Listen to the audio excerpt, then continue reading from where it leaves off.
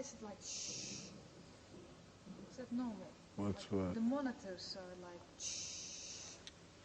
Oh, yeah. You hear that? I don't hear it. No. I don't hear it.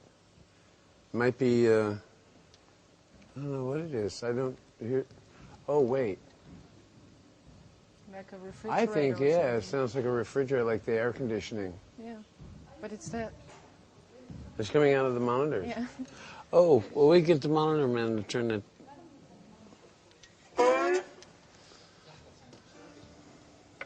Yeah, we got a, you know, a little slight. Mm.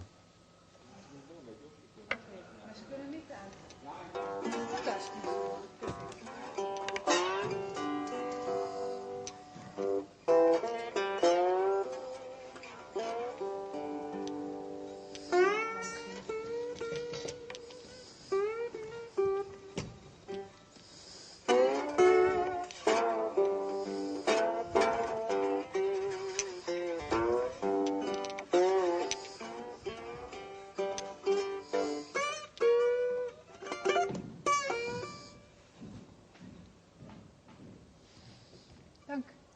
Yeah. Did it stop? Yeah. Oh, I couldn't hear. I'm like kind of. Oh, well, you're sitting right directly in front of it. They all fine? So, hello again. Hello again. I'm in a little better shape today. Yes? Good. Yes. Well, you were in very good shape last time I saw you. Oh, God. But can you tell me, why are you touring with 3 people now, or 2 people? Because it's, for me, it's a challenge. Why? Why is it a challenge? Yeah. Well, you know, I went from, like, you know, the big band, which, you know, had the saxophone and straight traps, which are regular drums, and percussionists, and 3 singers. And then I chopped it down smaller, because I don't know,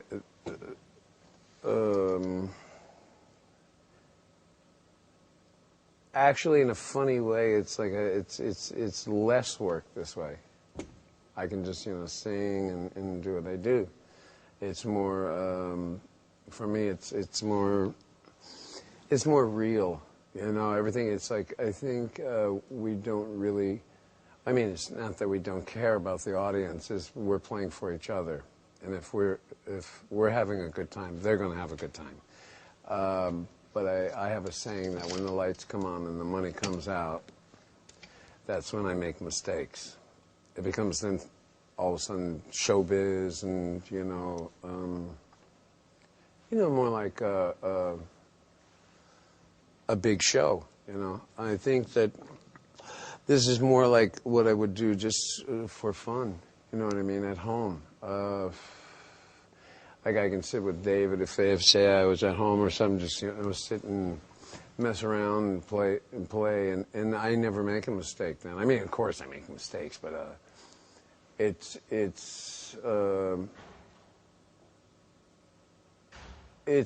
not so much to listen to.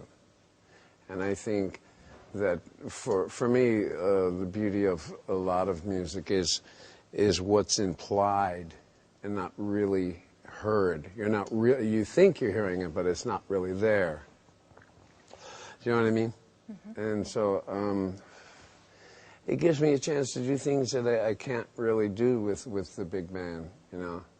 Like with the big band, it's kind of it's more nerve-wracking, it's more showbiz, it's which is all fine. That's fine in its place, you know. But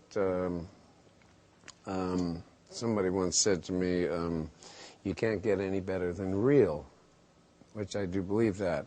And so I've decided, and I chopped the band down, got rid of the sax player and my straight drummer, and I got my percussionist to play kick drum and small set of drums. So we have a guitar player and a small drum set with percussion, and my 2 girl singers.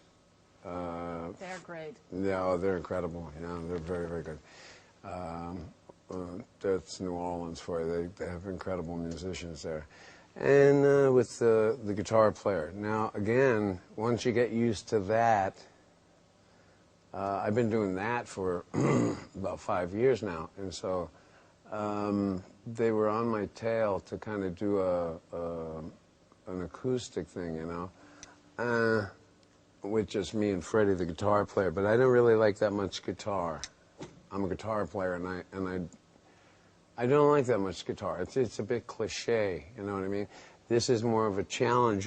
I mean, I have just stand-up bass, just the piano, and you know, and I'll play like some slide guitar or just eighth note acoustic guitar. It's just jing, jing, jing, jing, jing, jing, you know, eighth notes. That's technical talk for just straight rhythm. But can you read music? No. Yeah? No, never could. Being a composer, I thought at one point, like when I first started making records, I thought that might be a good thing to do, to learn how to, because, well, my education as far as any education, schooling I left when I was very, very young, you know. So, and that's where you learn in music class, you know, different notes and how you know what a G clef is and what a flat Z minor diminished chord or whatever, you know, and it's very mathematical. It lacks feeling. So I asked a couple of friends, you know, who were much more accomplished musicians and older guys, you know, such as Jack Nietzsche and Doc Pomus and Dr. John, those guys.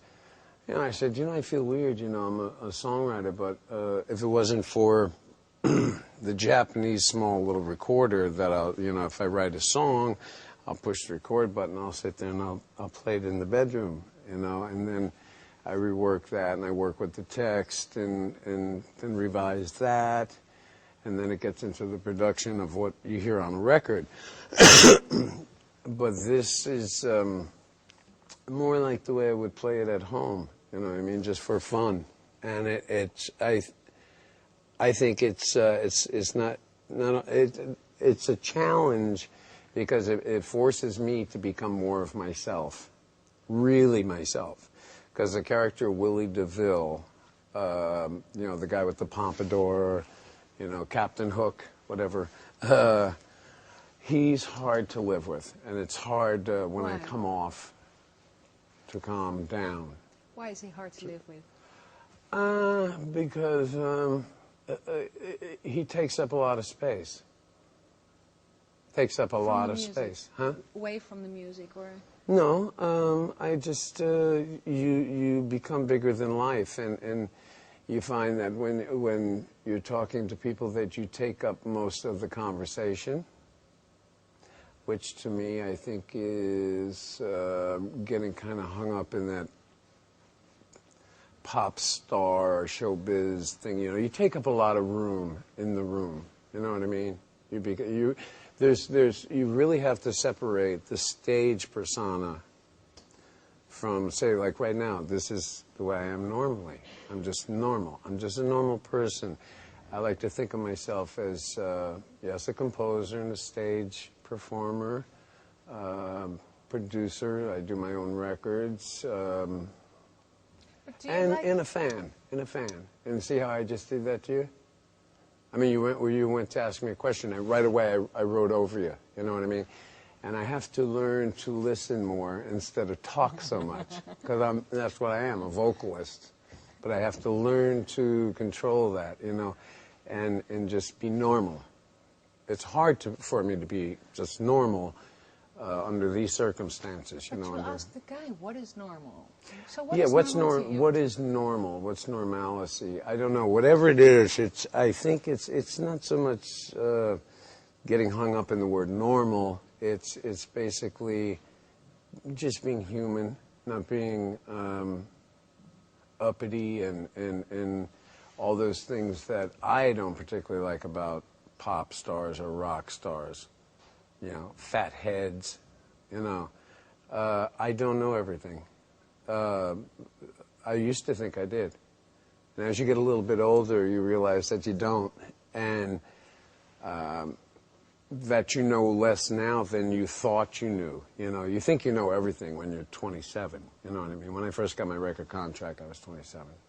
And everybody tells you how great you are. And I call it the good dog syndrome. And I think that's why the drugs come into the picture. And I think that's why the self-abuse comes into the picture, because I sit in front of anywhere from 1,000 to 5,000 people a night, and I get good boy. And then all of a sudden, everybody goes home, and I'm in a room all alone with smelly wine bottles and empty beer cans, and everybody's gone, and I feel very, very empty and very alone, very alone. And so I used to go into the street and get into trouble. And to put a Band-Aid on that loss of you know, because also you're giving, you know, you don't want to shortchange your audience. I don't like really the word fan, because it's kind of fanatical. Fan is short for fanatic. I think it's more like people who I just want to be a working artist, you know, really, and just be normal, whatever that may be. I think it's much cooler to just be human, you know, instead of, you know, with the lights and bigger than life. But actually, if I may interrupt you for a second. No, go right ahead. Interrupt me all you want, because I'll take over the whole conversation if you let me. But I don't think you're normal. I don't know what normal is, but Neither do I. But if I see you on stage, the difference with, like, say, Paul Weller, I think he's a very good musician. But you are also really even if you're like this, you have a sort of charisma, or I don't know the word. Yeah, I come on pretty strong. Yeah, on the stage. Yeah. So, but it's part of the music stands for its own. That's yeah, true, really, that's the most important thing, is the art. I can buy your record, and I can go to Paradiso here to see you on stage. Yeah. And it's different. And it's different than sitting here and talking to me now. Yes, but I'm still excited. This is really me. Okay, the person on stage is really me, but it's a little bit bigger. You know what I mean? I'm trained. I call it like a dancing poodle sometimes. You know, sometimes I get very afraid of just going through the motions. You know what I mean? I always want to have the passion and the love of giving enjoyment to people. Like, you know, I've had people say, "Oh, gee, you know, we fell in love to your records. You know, me and my wife got married to your music." This kind of thing. The money can't pay. Can't give you that. It's a much more fulfilling feeling to feel that that you can touch somebody in the heart. You know what I mean? That you can touch a heart. You know. And I worked very hard at doing that. I was very fortunate to have great teachers, you know. But was it for you, ever a choice? Now I will live my life differently from other people because I will be an artist. Is it a choice at 27 or 25 or 18 maybe? I don't know. Well, I didn't realize that what I was getting into, really. Yeah. I had no idea. I just knew that, I mean, I know I'm different than a lot of people. I know. And that's why I think I'm also a little bit more comfortable in my skin, you know, than I used to be. I used to be a lot more, you know, I'd come on too strong. My head was a little too big, too pumped up. I think that's what killed somebody like Herman Brood. Your audience can kill you. Because, you know, for an artist, you want to share what you have. And sometimes, you know, they can applaud you into being self-destructive. You know, applaud you, and you'll go along with it because you'll do anything to please them, even kill yourself. Slowly, inch by inch, you know, whether it's heroin or whether it's booze or whatever. So you got to really be careful. It's a thin line, you know, it's a very, very thin line. And so, like, you know, I have to really concentrate on centering myself in the same way that I try to center myself on stage, you know what I mean, in the power that you have. Because if you have that power of moving people, you know what I mean, of touching their hearts or making them feel a certain way, especially with music, because music is, to me, has a mystical quality to it. It's an international language. I mean, you know, it's like, what does wop bop loo bop lop bam boom really mean? You know, it's really nonsense, but you like the feeling of it. You know what I mean? And that's what always attracted me to music, was the feeling. I get off on it. Yes, I can imagine, but it is a choice. If I compare this to my own situation, like I can make a choice whether to become an independent filmmaker and have to struggle and maybe no security, or and sometimes I think, well, I'm not that good. Maybe I should just work in a company and have a steady job and 9 to 5 or something. What, you know what I mean? A square gig. Yeah. A square gig. So you have, there is a moment that you know that you have to follow this passion or whatever it is that. If you're made of, I think, the right stuff, and if you look through history with all artists, I think everybody goes through that. Everybody has self-doubts. We're very, I mean, as confident as most people think I am, I'm very, very actually insecure. And I think that's why I try so hard to be confident and take up so much room, and why I'm trying to impress you as a performer, because of my insecurities as a normal human being, you know. I've discovered through a lot of mistakes and a lot of good things that the most important thing is that when it's all said and done and it's all over, that you feel fulfilled, that you feel good about yourself. You don't feel, well, of course, everybody has, no matter what you do, whether you dig ditches or whether you're a police officer or you're a banker or a filmmaker or whatever, everybody, I think, should try, whatever they do, to try to do their best, of course. And everybody has their doubts about themselves, their insecurities. I think artists especially are a special breed of insecure people. You know, we have, I don't know, there's something that makes artists different than your normal run-of-the-mill Joe. I don't know, whatever that is, you know what I mean? The type of person that I say, I'm not made of the stuff that could go work in a bank. You know what I mean? I'm not built out of that wood, that material. I'm not built out of that. Also, I've always had a problem with authority. So,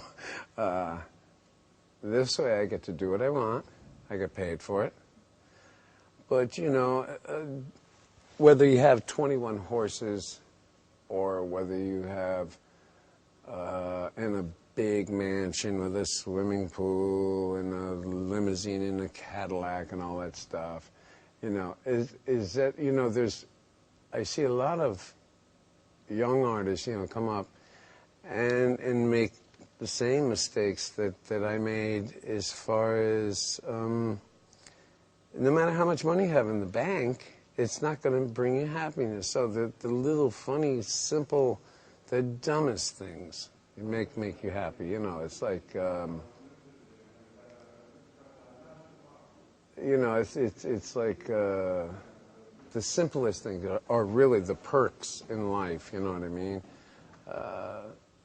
And it's not all that complex. I think we we forget that we are animals. You know, We forget, and we start thinking too much, you know. And when I found that if I go more with my heart, you know, that your instincts, you know, don't really lead you wrong. It's that first intuitive voice. I can never separate it because my mind's always... It's hard. Yeah, oh yeah, but me too. I think another person once told me, he said, somebody here had too much to think, you know. And it's like, yeah, you can think yourself right into madness. I mean, stupid people don't go crazy. You know what I mean? It's like, it's the people who had too much to think, you know. So you have to kind of learn. It takes some training to back up, take a look, take 3 deep breaths, you know, live, I would say, mindfully instead of mindlessly. I ran and I was running and running and running back in the days with the dope and the, you know, and the big band and all that stuff. I was running. Well, what am I running from? Sometimes, you know, you don't like yourself maybe, or you don't feel, you're not comfortable in your skin, and you know, that insecurity you feel is only you feel that. I think everybody has those doubts, you know. It's like everybody wakes up in the morning, doesn't like exactly what they see in the mirror. You don't feel beautiful every day. Some days you feel great. Some days you feel like, oh shit, you know. And to get what do you feel when you're on stage playing? I get high. I get a high. I cop a buzz. Matter of fact, it takes me about 2 hours to come down. You know, to be where I am right now, like calm. You know, calm. I get jacked up. It's a high. It's an adrenaline rush. You know, and I'm like buzzed. It's like drugs. It's the same thing. It says you get buzzed. You get good boy, good boy. You get approval. And maybe that's a lot of why, I don't know. I think a lot of people, when they're very, very young, when they're kids, don't get enough approval from or praise. Let's put it that way. Don't get enough praise when they're children. So they go to prove themselves, and then it turns into rebelliousness. And you go to all kinds of extremes to prove what you're made of and who you are and this kind of thing. Yeah. You? Oh, absolutely. Absolutely. Yeah, sure. But isn't it hard to get this feeling every night? I mean, I don't know for how long you'll be touring, but I mean, every night your songs have a lot of intensity, and you have to... Oh yeah, you have to. Night. That's what a professional is. That's what a professional is. But the artists... It's and that's what I was talking about. I get afraid that I don't want to just go through the motions. I want to have it, and that's part of what this is about, is spontaneity. You know, being spontaneous, and having, and it's a passion. You know, it's a passion. But don't you ever like get out of yourself and see yourself sitting there with the guitar and thinking, oh my God, I'm doing the same thing again. I have to... Yeah, actually, yeah. Oh yeah, yeah. That's happened to me a couple of times, sure.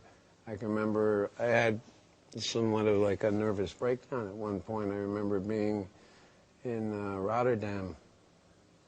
And it had been after like a 2-month tour, and I had done, I think it was 3 albums. I did the live record, I did the New Orleans record, Victory Mixture, and I did Backstreets of Desire. I had somewhat pretty big selling, like Hey Joe was big for me. Demasiado Corazon, after 15 years, finally got its recognition that it should have gotten, because it's a great song, and nobody else was doing Latin music then. All of a sudden now it's in vogue.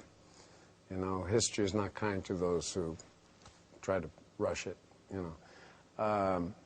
And one night, I can remember, I was in Rotterdam, and I was sitting backstage in my dressing room, and it was just about time to go on. I think had about 10 or 15 minutes, and I was all dressed, and I was sitting there in front of the mirror, and I was combing my hair and putting myself together, and I just looked at myself, and, you know, and all of a sudden the reality crashed. The ceiling came in.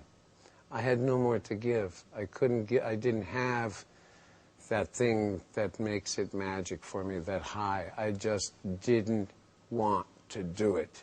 I had no more in me to give.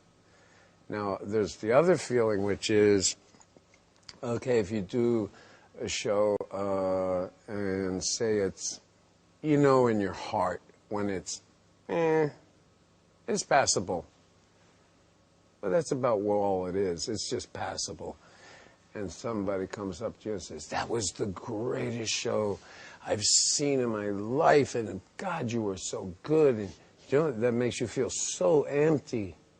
Like, you think that was great? It was, it was okay. But I play better in my bedroom, you know, sitting on the bed just playing guitar, you know. And that's part of this, and I don't usually do things in a concept way, but really this is sort of anti-showbiz. This is very natural. I'm trying to do what I do at home for fun. You know what I mean? Just for fun, for the love of it, for the love of the music. So I got rid of everybody for a while. Told everybody go home. You know, it's okay. I'll see you in a couple of months. And I called up my bass player and the piano player and says, you know, I got an idea. Instead of doing that thing with the two guitars, acoustic guitar thing, I think that's really boring. Why don't we go out and do, like, some of the things that I haven't been able to do, you know, some very simple things. And again, this is very simple. It's just, you know, very little guitar. I get to concentrate more on just being a singer, because I think that really is my pride and joy is really my voice, what I can do with my voice. And with just the bass and just the piano, and my piano player I think is one of the best, and I think my bass player is one of the best, and both of them are very, very, very supportive. And I could sit here and I could sing a cappella, but it wouldn't, you know, again, it's not just me, it's them. You know, they're very much. And there's people behind the scenes that nobody even notices, like the monitor man and my sound man and the guy who tunes my guitars. I couldn't do this without them. I mean, I could, but it wouldn't be as good, you know. It wouldn't be as. And I'm kind of a little bit of a perfectionist, so I have those insecurities. Is it right? Is it right? You know, I hope it's right. Is it right? Was that okay? You know what I mean? I'm very insecure. I'm not that. I used to think that I was more than I am, you know, and I'm not. I'm just a human being. I'm a working artist. I'm just an artist, and that's a good thing. Good thing. It's very fulfilling to be able to do what you love, and again get paid for it, and live well. And feel comfortable in your skin. We have to